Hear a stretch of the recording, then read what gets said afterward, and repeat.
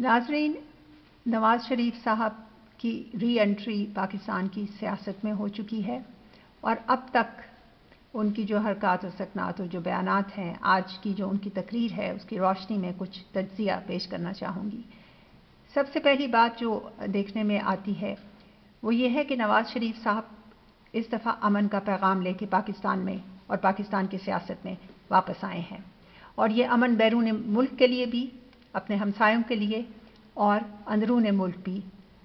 नवाज़ शरीफ साहब का जो रिकॉर्ड है अपने ही सिक्योरिटी फोर्सेस के कमांडर से उलझना, इस दफ़ा वो हमें शायद देखने में ना मिले। उस डगर से नवाज़ शरीफ साहब इर्तका करके आगे जा चुके हैं। और वैसे भी जब आप शोहरत और ताकत की बुलंदियों पर हो, अरूज पर हो और उसके बाद बहुत ज़्यादा बेबसी का सामना आपको हो और ये जो उतार चढ़ाव है ज़िंदगी में, ये दिल का एक ऐसा सफ़र होता है जिसमें इंसान की रूह का इर्तका होता है, उसकी शख्सियत की ट्रांसफॉर्मेशन होती है और नवाज़ शरीफ साहब इस सफ़र से गुज़रे हैं। तो इस दफ़ा वो अदारों के साथ मिलकर काम करेंगे। हम उन्हें अपने ही सिक्योरिटी फोर्सेस से उलझते हुए नहीं देखेंगे। ये अमन का पैगाम यकीनी तौर पे सिंसेरिटी के साथ नवाज़ शरीफ साहब ने यहाँ दिया है और ये इस वजह से नहीं दिया कि उन पर किसी किस्म का कोई दबाव है। ये दबाव के नतीजे में नहीं है, जैसा कि मैंने कहा, ये उनके अपनी ज़िंदगी के तजर्बात के नतीजे में है।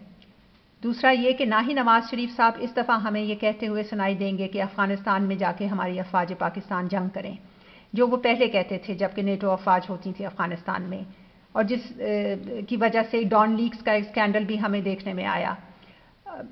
नवाज़ शरीफ साहब का ये स्टैंस होता था कि हम अकेले नहीं हो सकते दुनिया में, लिहाजा ये टेररिस्ट हैं, क्योंकि मग़रबी ममालिक कह रहे हैं इनको टेररिस्ट, तो इनसे जाके तो जंग मोल ली जाए।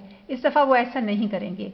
वो अपनी सिक्योरिटी फोर्सेस को अफ़गानिस्तान में जंग करने के लिए नहीं कहेंगे। वहाँ भी वो अमन ही का पैगाम लेकर आए हैं और सिंसेरिटी के साथ लेके आए हैं। अब देखना ये है कि हिंदुस्तान के सिलसिले में वो क्या हिकमत अमली अपनाते हैं। पहले तो जब वो अमन का पैगाम हिंदुस्तान को देते थे और कश्मीरी रेजोल्यूशन का जिक्र करते थे, कश्मीरियों के अपने हक़ के खुदरादियत की रोशनी में हमेशा फोकस करते थे कश्मीरियों की अपनी राय के ऊपर।